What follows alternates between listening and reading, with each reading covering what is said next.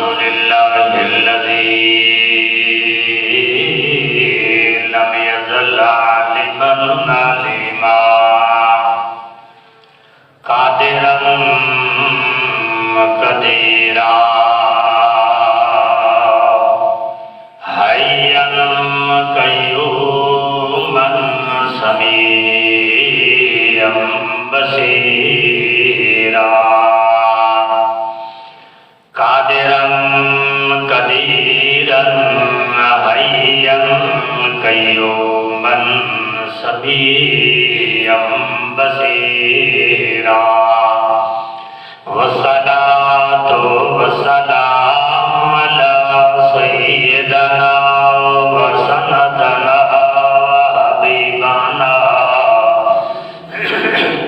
وطبيبنا وهادينا ومرشدنا ومكينا ومدنينا وعربينا وقريشينا سيدنا ومولانا محمدا عبده ورسوله أما بعد فأعوذ بالله من الشيطان الرجيم بسم الله الرحمن الرحيم والذين يبيتون لربهم سجدا وقياما آمنت بالله صدق الله العظيم وصدق رسوله النبي الكريم قال الله تبارك وتعالى في شأن حبيبه إن الله وملائكته يصلون على النبي يا أيها الذين آمنوا صلوا عليه وسلموا تسليما اللهم صل على سيدنا ومولانا محمد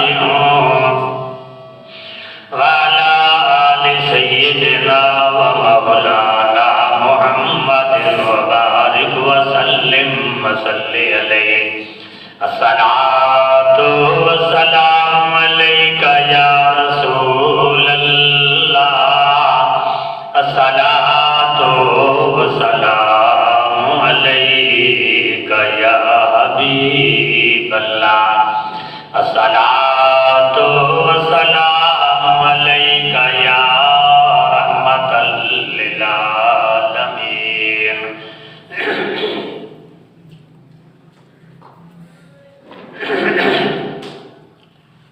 حمد تعداد اللہ رب العزت کی دربار میں پیش کرنے کے بعد درود بذات سید الوجود آقا نامدار محمد مصطفیٰ احمد مجتبیٰ صلی اللہ تعالی علیہ وسلم کے دربار میں پیش کرنے کے بعد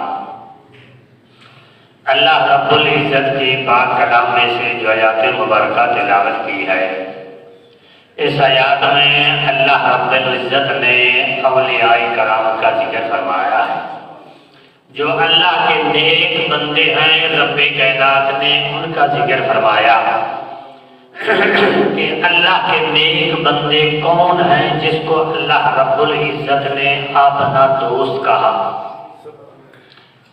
ان کی نشانی کیا ہے؟ تو پیارے محبوب صلی اللہ تعالی علیہ وسلم نے فرمایا اللہ کے نیک بندے وہ ہیں جو ہر وقت ہر لمحہ ہر سانس کے ساتھ اللہ رب العزت کے ساتھ اس کی لگو لگی رہتی ہے۔ اگر سانس اندر جائے تو پھر بھی اس کا ذکر ہوتا ہے، اگر اندر سے سانس باہر نکلے تو پھر بھی اس کا ذکر کرتے ہیں، اور وہ کسی دوسرے کی تعریف نہیں کرتے، نہ کسی کی وہ تعریف پسند کرتے ہیں۔ فرمایا کہ یہ بھی ایک عبادت ہے جو اللہ رب العزت کی سانس لینے سے بھی عبادت کرتے ہیں اور سانس نکالنے سے بھی اس کی عبادت کرتے ہیں، یعنی دل اس کا اللہ کی طرف لگا رہتا ہے، اگر ہاتھوں سے وہ دنیا کے کام کرتے رہتے ہیں اللہ اللہ کی یاد جو ہے ان کے دل میں ہر وقت لگی رہتی۔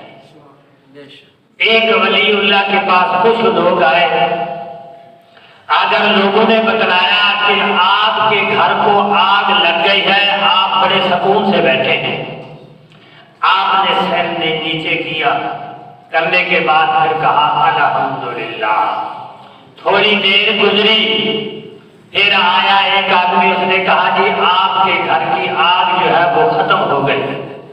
پھر آپ نے یعنی سر نیچے کیا، کرنے کے بعد کہا کہ الحمدللہ۔ غلام نے پوچھا حضرت یہ کیا بات ہے؟ دکھ والی بات آئی تو آپ نے الحمدللہ کہا، اگر خوشی کی بات سنائی تو پھر بھی الحمدللہ کہا۔ تو اس نیک بندے نے کہا کہ جب مجھے آ کے خبر دی کہ آپ کے گھر کو آگ لگائی، میں نے دل کے اوپر نظر ڈالی، کیا اس کے اندر کوئی پریشانی آئی ہے، یا اس کے اندر کوئی غم آیا ہے، یا اس کے اندر کوئی اللہ کی عبادت میں کچھ فرق آیا ہے؟ یہ جو پتا چلا جو گھر کو آگ لگئی تو دل میرے کے اندر اس کے ساتھ لگن ہوئی تھی، گھات کی طرف توجہ بھی نہیں کی، تو میں نے کہا الحمدللہ کہ میرا دل اللہ کا ذکر کر رہا۔ جب آج کی خوشخبری سنائی کہ آپ کے گھر کی آگ ختم ہو گئی، میں نے سر نیچے کیا اور دل سے پوچھا کہ تمہیں خوشی تو نہیں ہوئی جو تیرے گھر کی آگ ختم ہو گئی، سامان کچھ جل گیا یا کچھ بچ گیا، یا تیرے دل کے اندر اللہ کی یاد اسی طرح ہے، یا خوشی کی وجہ سے پھر اللہ کو بلا دیا؟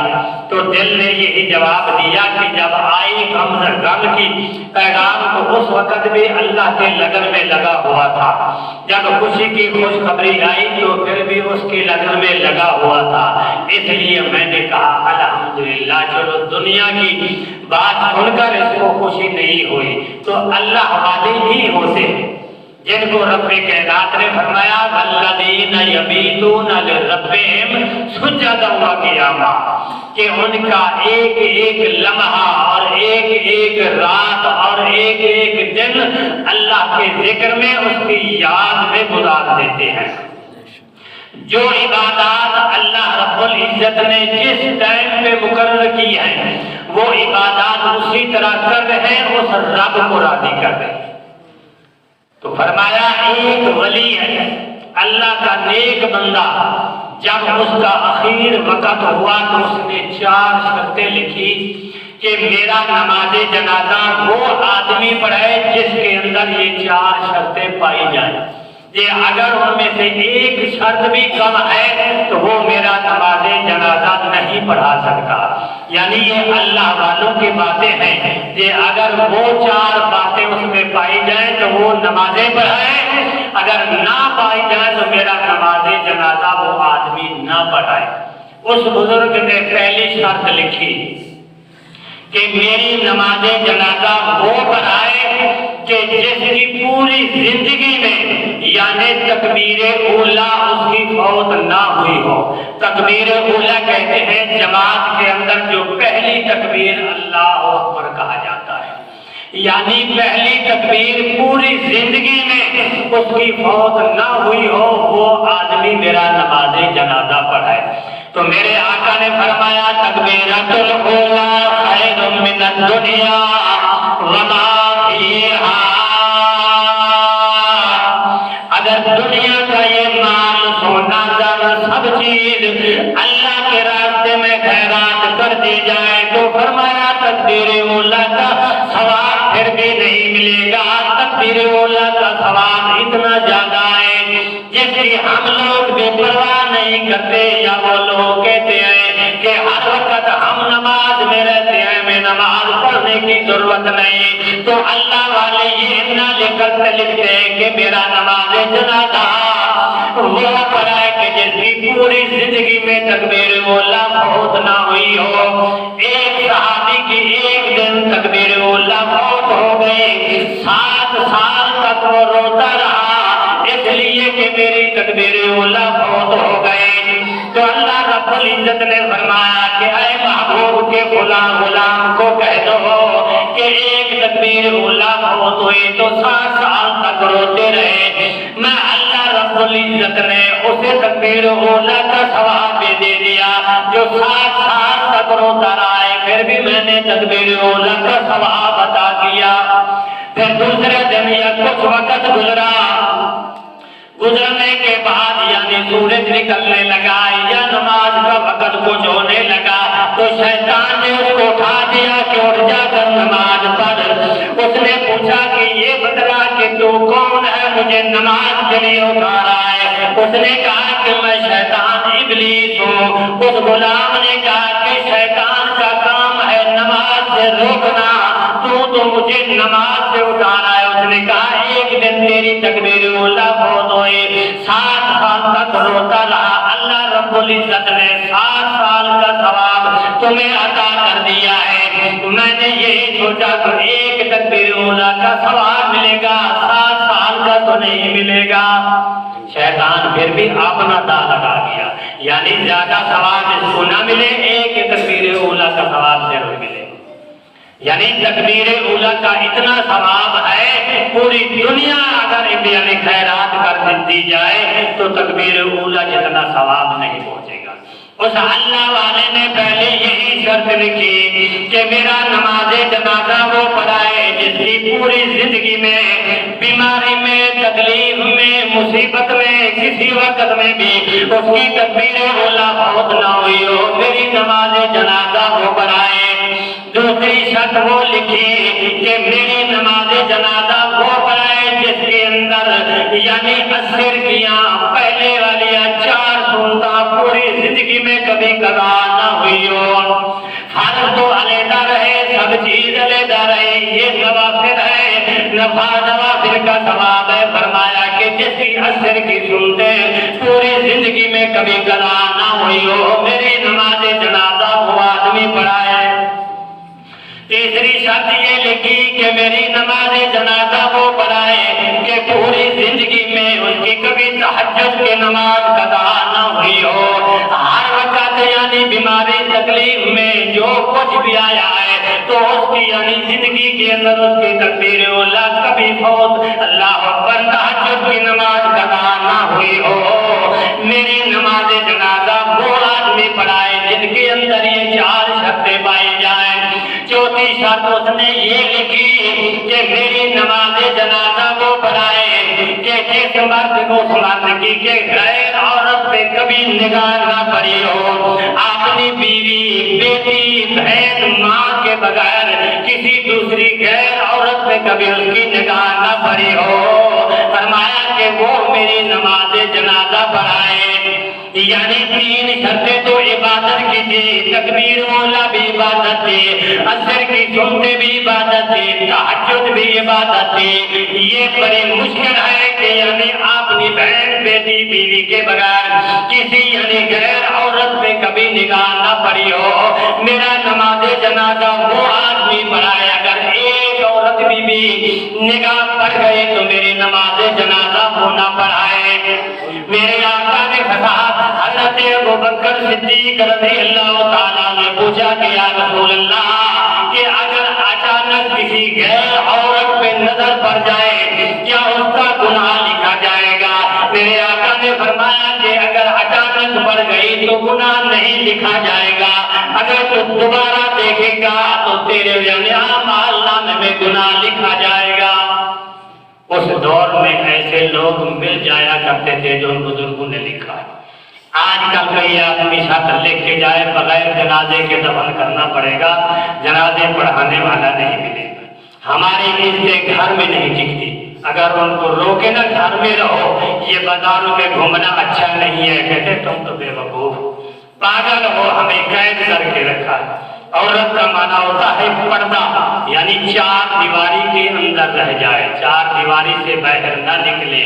تو ہماری تو بازاروں میں گھوم رہے ہیں، اگر کوئی نظر ہمیں آ بھی جائے ہم اس وقت تک نگاہ اس سے ہٹائیں گے جب تک وہ ہم سے اوجھل نہ ہو جائے۔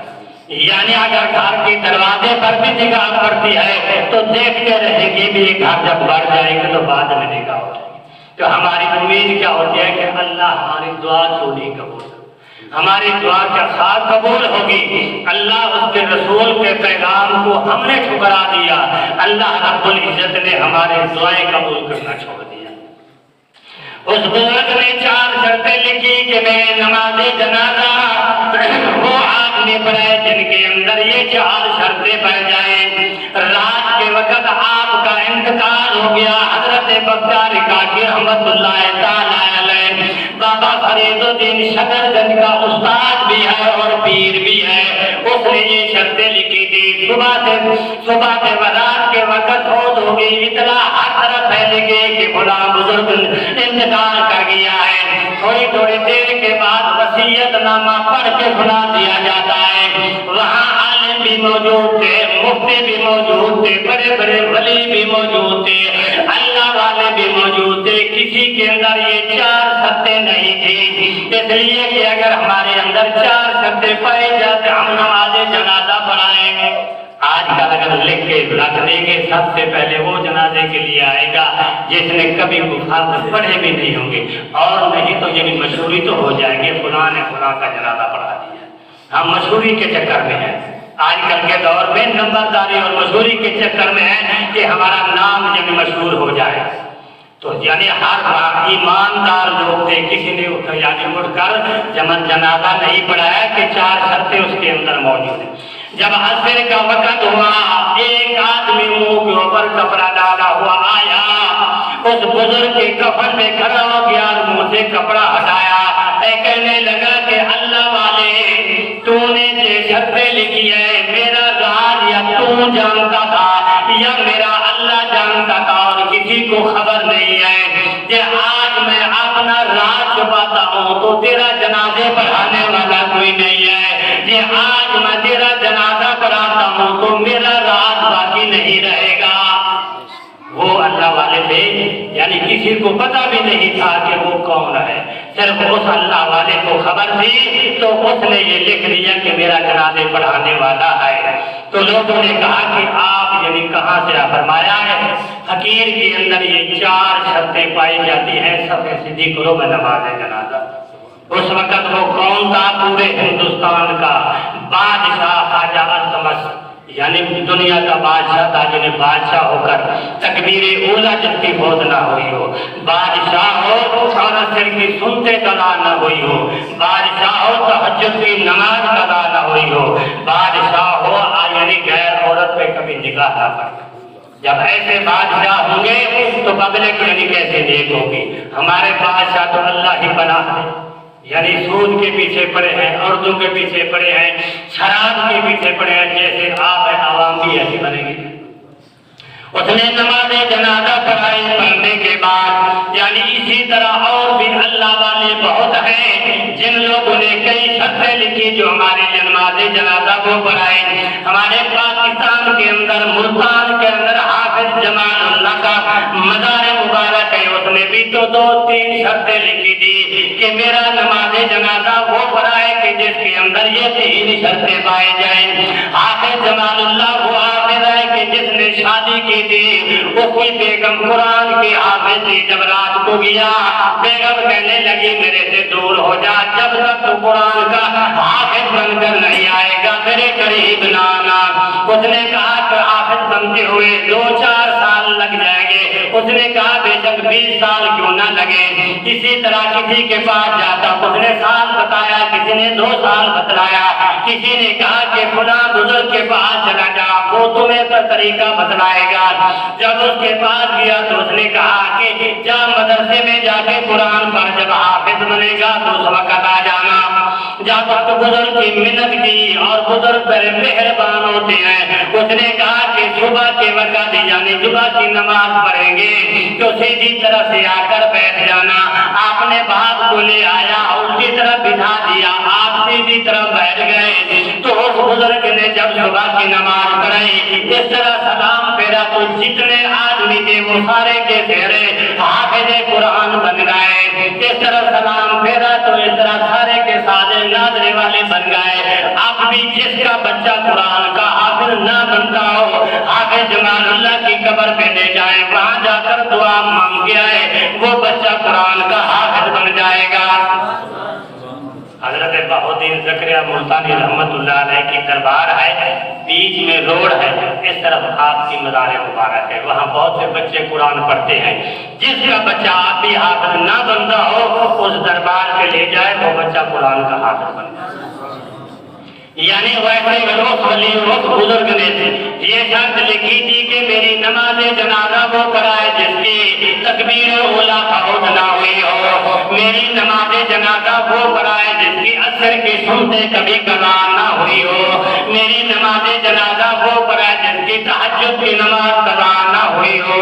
یعنی آپ کا انتقال ہو گیا، جنازہ رکھائے، وصیت پڑھ کے سنا دی جاتی ہے، کوئی جنازہ پڑھانے والا نہیں۔ شام کے وقت ایک بزرگ آیا جسم کو پر گرد و غبار پڑی ہوئی تھی، آ کر کہنے لگا تم صفے سیدھی کرو میں نماز جنازہ پڑھاؤں گا۔ لوگ کہنے لگے کہ آپ کہاں سے آئے ہیں، شرطوں کا پتہ ہے ورنہ ہم کب کا جنازہ پڑھا کر سارے اوپر دفن کر کے چلے جاتے۔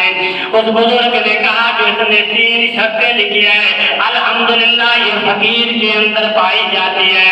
لوگوں نے پوچھا کہ تو کون ہے، اس نے کہا میں ذات کا کمہار ہوں، خیر پور ٹانے والے سے پیدل چل کر آیا ہوں، اس لیے کہ حافظ جمال اللہ کا نماز جنازہ پڑھانا ہے۔